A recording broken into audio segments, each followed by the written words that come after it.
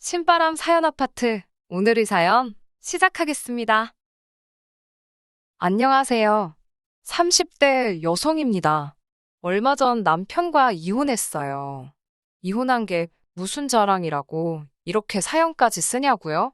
너무 답답해서 어디에 하소연이라도 하지 않으면 억울해 죽을 것 같아서 그러니 제 이야기 좀 들어주세요. 남편과 저는 친구의 소개로 만났습니다. 친구가 소개팅을 주선해 준 건 아니고요. 정확히 말하자면 친구의 생일 파티에서 만났습니다. 친구가 35살 생일은 특별하게 축하하고 싶다며 다른 때와 달리 근사한 와인바를 빌렸더라고요. 저는 원래 술을 좋아하진 않지만 친구를 축하해주기 위해 잠시 들렸던 자리였습니다. 남편은 제 친구와는 대학 동기로 역시 친구 생일을 축하해주기 위해 왔었다고 하더라고요.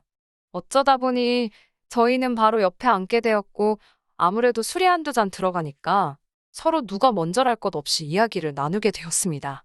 남편의 외모가 제 스타일은 아니었지만 과묵하면서도 저를 잘 챙겨주는 모습에 호감이 생기더라고요. 물론 이때만 해도 진지한 사이로 발전하게 될 거라는 예상은 미처 못했습니다. 하지만 며칠 뒤 남편이 친구를 통해 연락을 해왔습니다. 신뢰가 되지 않는다면 이번엔 말짱한 정신으로 저를 만나보고 싶다고 하더라고요. 남편의 적극적인 태도에 저도 못 이기는 척 남편을 한 번 더 만나보게 되었어요. 그날 이후로 저희는 오래 지나지 않아 연인 사이로 발전하게 되었습니다. 성향이 잘 맞았던 덕분인지 저희는 사귀는 동안 크게 다투는 일이 없었고 스트레스를 받지 않으니 함께 있는 시간이 편하다고 느껴졌습니다. 결혼하는 게 당연하다고 느껴지던 무렵 남편이 프로포즈를 해왔고 그렇게 양쪽 집안 부모님들의 축하 속에서 결혼을 하게 되었습니다. 하지만 결혼 생활은 두 사람만 좋아서 되는 게 아니라는 걸 살아보니까 알겠더라고요. 저희 둘만의 결혼 생활은 대체적으로 무난하고 즐거운 편이었습니다. 저는 남들이 이름만 들으면 알 법한 안정적인 회사를 다니는 직장인이었고 남편 역시 본인이 좋아하는 일을 하며 돈을 벌고 있었어요. 벌이에 있어서 약간의 차이가 있기는 했지만 서로 크게 개의치는 않았습니다. 결혼할 때부터 경제적인 부분에 있어서는 터놓고 이야기를 나눴었기에 제 입장에서는 제가 손해본다고 생각할 이유가 없었고 남편 입장에서는 쓸데없는 자격지심을 느낄 이유가 없었지요. 그런 저희가 다투게 되는 경우가 종종 있었는데 그건 바로 시아버지 때문이었습니다. 저희 시아버지가 그토록 괴팍한 분인 줄 진즉에 알았다면 결혼을 다시 생각해봤을지도 모르겠다고 생각했을 만큼 정말 받아주기 힘든 분입니다. 그런 생각까지 했던 건 무서웠거든요. 언젠가 나중에 내 남편도 이렇게 변하면 어쩌지라는 생각이 들었으니까요. 제 입장에서는 결혼 전에 시부모님 성격을 파악할 충분한 시간이 없었습니다. 그도 그럴 것이 본격적으로 결혼 이야기가 나오고서야 왕래를 시작했으니까요. 인사드리러 간 날 한 번, 상견례 자리에서 한 번, 그리고 식장에서 한 번, 총 3번을 본 게 전부입니다. 그때마다 아버님은 별 말씀이 없으셨는데 저는 아버님이 남편처럼 과묵한 성격을 가지셨기 때문이라고 생각했어요. 나중에 듣기로는 그때마다 뭔가 마음에 안 드시는 게 있어서 삐져 계셨던 거지만요. 그나마 남편과 어머님이 아들 장가 보내야 하지 않겠냐며 사정사정해서 달래놓으셨던 거랍니다. 이 얘기를 들었을 때 사기 결혼을 당한 심정이었네요. 차라리 그때 욱하시는 모습을 보여주시지. 평생 도백 가게를 하셨다는 아버님께서는 그 흔한 직원 한 명 두질 못하셨는데요. 역시 당신의 성격 때문이었습니다. 어쩌다 젊은 사람들이 일 좀 배워보겠다고 하도 얼마 버텨내지를 못했답니다. 그게 일을 혹독하게 가르치셔서 그런 거면 말을 안 합니다. 언젠가 한 번은 중년의 남성분께서 일을 배우겠다고 오셨었나 봐요. 그런데 그분이 머리숱이 많이 없으셨나 봅니다. 그래서 평소에 모자를 즐겨 쓰셨는데 하루는 날이 엄청 더웠었답니다. 그래서 그분이 잠시 모자를 벗고 일을 하시는데 아버님께서 역겨우니까 모자를 쓰라고 그러셨답니다. 밥맛 떨어지게 모자를 왜 벗냐고요. 그 말을 듣고 그분께서는 심한 모욕감을 느끼셨던 모양입니다. 그전까지 아버님께 스승님이라고 부르실 만큼 깍듯하게 아버님을 따르셨다는데 그 자리에서는 서로 개하소야하면서 난리가 났던 모양이에요. 결국 두 분이서 주먹다짐을 하시고 경찰서까지 다녀오셨답니다. 더 어이가 없는 건 이걸 무슨 무용담이랍시고 아버님이 본인 입으로 여기저기 말씀을 하고 다니십니다. 저도 아버님께 들었고요. 그뿐만이 아닙니다. 당신 성격 탓에 같이 일할 사람을 못 구하시니 결국 불쌍한 어머님만 이리저리 끌고 다니시며 조수처럼 쓰셨는데요. 그러다 보니 어머님은 아버님 말씀에 속된 말로 찍소리도 못 하시는 게 몸에 배셨더라고요. 그러니 두 분 사이에 다툼이라는 건 존재할 리가 없었지요. 그런 어머님을 보고 있으면 같은 여자로서 안쓰럽기도 하고 도와드리고 싶기도 하고 그랬어요. 만약 친정어머니였다면 당연히 제가 진작에 나섰을 거예요. 하지만 시댁에는 남편뿐만 아니라 남편보다 2살 어린 신우도 있었기 때문에 제가 나설 자리는 아니라고 생각했네요. 솔직히 딸도 가만히 있는데 며느리가 아버님 이건 되고 저건 안 돼요. 그런 소리를 어떻게 하나요? 아무튼 이런 아버님과 제가 크게 갈등을 빚게 된 일이 있었습니다. 이 일이 시초가 되어 이혼을 하게 되었다고 해도 과언이 아닙니다. 다가오는 아버님 생신날, 당시 모 호텔 뷔페가 인기가 많았기에 그곳에 모셔가려고 연락을 드렸습니다. 하지만 아버님께서는 무조건 집에서 드셔야겠다며 고집을 피우시더라고요. 사람들 말이 시부모님들은 며느리한테 생일상 받는 걸 좋아한다더니 이런 거구나 싶었습니다.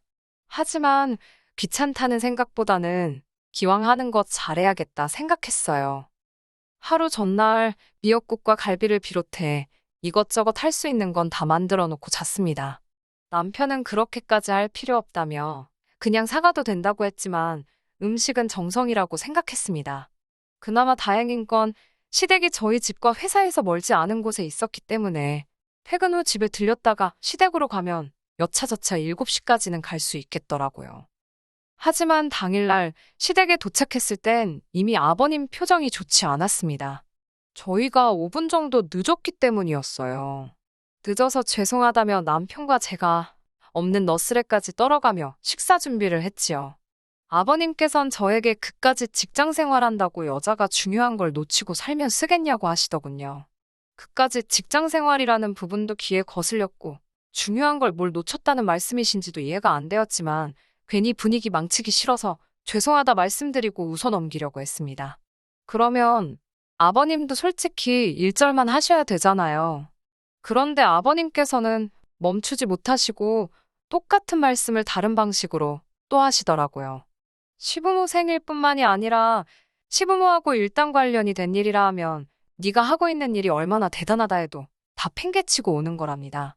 며느리란 존재가 원래 그런 거라고요. 결국 제가 참지 못하고 아버님께 이게 다 먹고 살려고 하는 일인데 제 마음대로 되냐고 한마디 했습니다. 그러자 아버님께서는 네가 그 일 안 하면 내 아들이 너 굶기냐고 그러시는데 화가 나신 듯한 목소리였어요.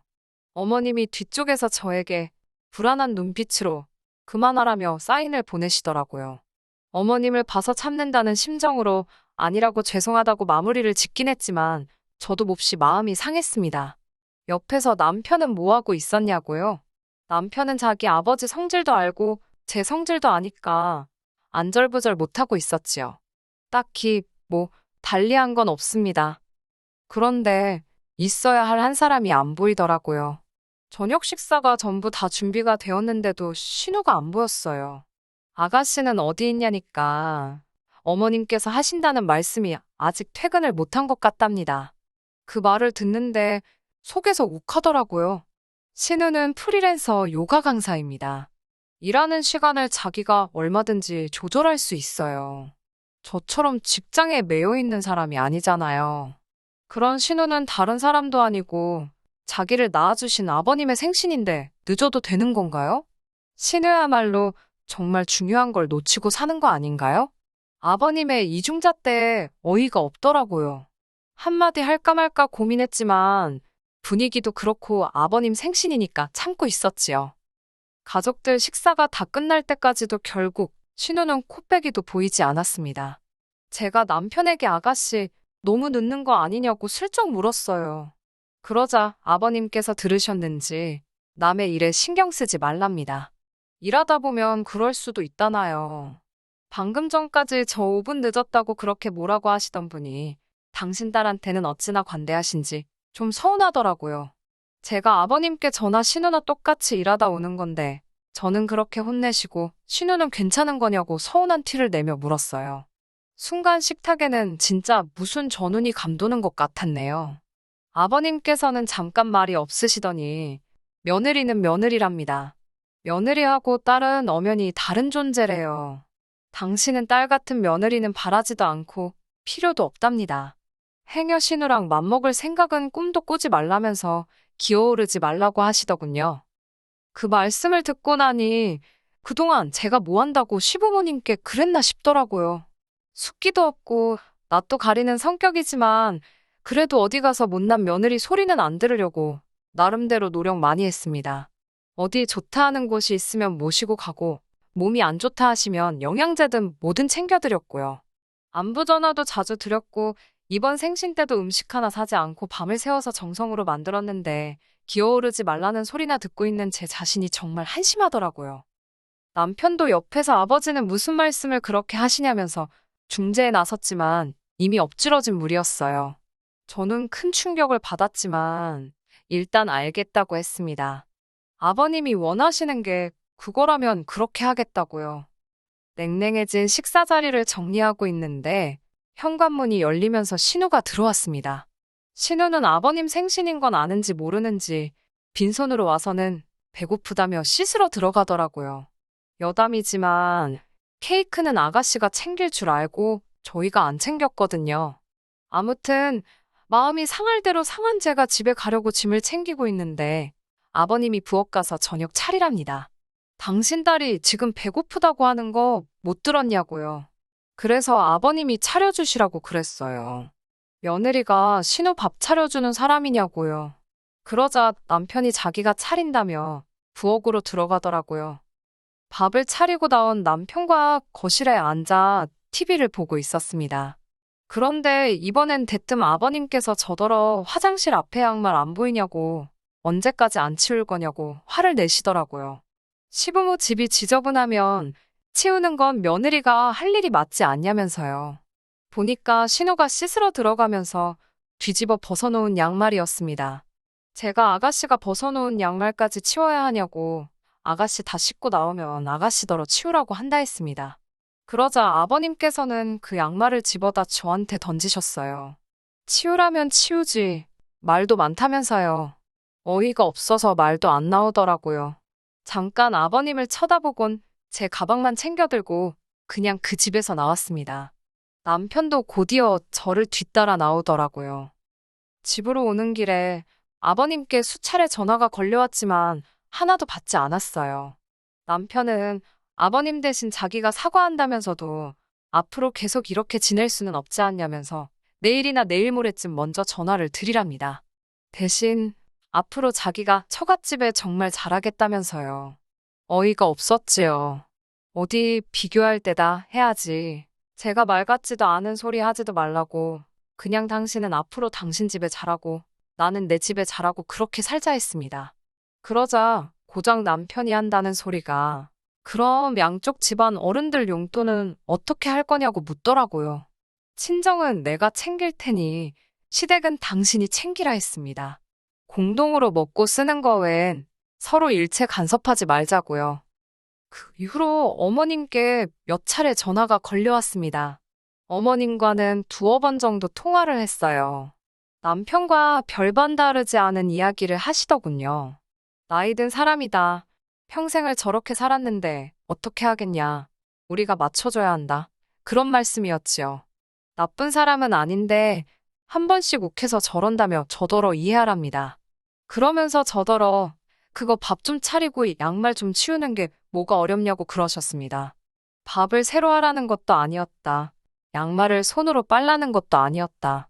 밥이랑 반찬 다 냉장고에 있는 거 꺼내주기만 하면 되고 양말은 집어다 세탁기에 넣어주기만 하면 되는 걸 왜 시아버지랑 기싸움을 하냐면서 저도 잘한 거 하나 없답니다. 솔직히 처음에는 그래도 어머님은 저를 이해해 주시는가 싶어 마음이 살짝 풀어질 뻔 했는데 듣다 보니 결국은 숙이고 들어오라는 소리셨어요. 그 이후로는 어머님과도 통화하지 않았습니다. 그 이후로 남편과 저희 관계는 급속도로 악화되었습니다. 남편은 나이 든 아버님한테 젊은 제가 한 번 져주는 게 뭐가 그렇게 힘든 일인지 이해를 못하겠다며 계속해서 저를 탓했어요. 반면에 저는 남편이 제 입장을 대변해 주길 바랬거든요. 다른 걸 다 떠나서 양말을 던지신 일만이라도 사과를 받았으면 좋겠더라고요. 양말에 맞아봤자 아프면 얼마나 아프냐. 그런 문제가 아니잖아요. 신우가 신었던 양말을 저에게 집어던지셨다는 그 자체가 모욕적이었으니까요. 하지만 남편은 죽어도 저를 대신해 아버님께 그 이야기를 해줄 생각이 없는 눈치였습니다. 그렇다 보니 둘의 사이가 좋아질 수가 없었지요. 그래도 이혼을 못했던 이유는 글쎄요, 결혼한 지 얼마 되지도 않아서 실패했다는 걸 인정하고 싶지 않았던 것 같아요. 대학도 취업도 다 노력한 만큼 결과가 나왔었는데 결혼 생활만큼은 제 노력대로 안 된다는 현실을 받아들이기 힘들었어요. 그런 제가 완전히 이혼을 결심하게 된 건 몇 달 전 아버님이 병원에 입원하게 되시면서입니다. 아버님께서는 도배 가게를 폐업하신 후 이따금씩 일용 근로자로 건설 일을 하셨는데요. 그날도 그 일을 나가셨다가 낙상 사고를 당하셨답니다. 갈비뼈가 골절되면서 병원에 2달 정도 입원을 하셔야 된다고 그러더라고요. 그 말을 전하는 남편 표정이 심란해 보였지만 남편도 꼴보기 싫은 데다가 양말 사건 이후로 시부모님과의 관계도 있는 대로 악화된 상황이었으니 솔직히 병문안은커녕 신경도 쓰기 싫었습니다. 그래도 병문안을 가긴 가야 하나 어째야 되나 고민하며 며칠의 시간이 흘렀습니다. 남편이 하루는 저더러 이야기 좀 하잡니다. 무슨 일이냐고 물으니까 지금 병원에서 시어머니 혼자 너무 고생을 하고 계신데요. 신우는 뭐 하냐니까 프리랜서라서 자기가 쉬면 자기 고객들 다른데 다 뺏긴다고 못 쉰다 그런답니다. 그래서 그럼 자기가 가서 도와드리라니까 자기는 남잔데 그런 일을 어떻게 하냐면서 그래서 말인데 이번에 가서 며느리 노릇 좀 해보랍니다. 제가 어이가 없어서 남편을 쳐다보니까 남편이 한다는 소리가 이참에 병간호 해드리면서 어머님 아버님 마음도 풀어드리면 얼마나 좋냐는 거예요. 사람이 뻔뻔해도 정도가 있어야지 싶더군요. 사실 남편과 양말 사태로 멀어지기 시작하고 얼마 지나지 않았을 무렵 친정 어머니께서 장염으로 입원하신 적이 있으셨거든요. 그때 남편도 저희 어머니께서 입원 중인 거 알고 있었지만 저랑 기싸움한답시고 괜찮냐는 말 한마디 없었습니다. 하다못해 제가 병문안 다녀오느라 아침부터 죽 끓이고 그러고 있는데도 어디 가냐고 묻지도 않더라고요. 자기는 그렇게 철저하게 무관심으로 일관해놓고 이제 와서 저더러 이참에 며느리 노릇 개나 주라지요. 다음 날 어머님께서 병원에 한번 와달라며 연락을 해오셨어요. 당신이 개인적으로 볼 일도 있고 한데 도무지 시간이 안 난다면서요. 신우나 남편한테 말씀하시라고 매몰차게 거절할까도 했지만 오죽하면 나한테 이러실까 싶어서 이번이 처음이자 마지막이다 생각하고 회사에 반차 내고 갔습니다. 병실에 도착하니 어머님이 잘 왔다며 이야기 좀 하자십니다. 어머님께서는 다짜고짜 남편이 생활비를 안 보내주신다며 저에게 왜 안 보내는 거냐, 네가 못 보내게 하는 거냐고 따지셨습니다. 제가 어머님께 그때 양말 사건 이후로 돈 관리는 각자 하고 있기 때문에 저는 아무것도 모른다 하니까 이게 다 생활비를 안 보내줘서 일어난 일이랍니다. 돈이 있어야 먹고 살지 않겠냐며 네 시아버지가 뭐라도 좀 해본다고 나갔다가 저 꼴이 난 거라고요. 달리 해드릴 말씀이 없어 가만히 듣고만 있었습니다. 그러자 어머님께서는 이러다 당신까지 병이라도 나면 큰일 난다면서 당분간 저더러 아버님 병수발을 좀 둘랍니다. 그러면서 하신다는 말씀이 그때 아버님이 저한테 며느리는 며느리고 딸은 딸이라고 그래서 서운해하지 않았냐며 이참에 딸 같은 며느리 한번 해보라대요. 어이가 없어서 제가 웃었어요. 어머님, 저 그 자리 하나도 탐 안 난다고 딸 같은 며느리를 누가 하고 싶겠냐니까 어머님께서 그럼 그때는 왜 그렇게 삐졌냐고 물으셨어요. 아버님이 저한테 양말 던지신 거 생각 안 나시냐고 물으니 또 그 소리냐며 양말에 맞아서 뭐 피라도 났냐입니다.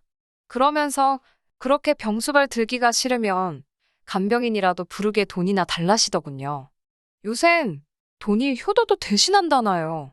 제가 너무 화가 나서 어머님 저한테 돈 맡겨놓으셨냐고 그리고 그놈의 효도는 배 아파서 낳은 자식들한테 가서 찾으시라 했네요.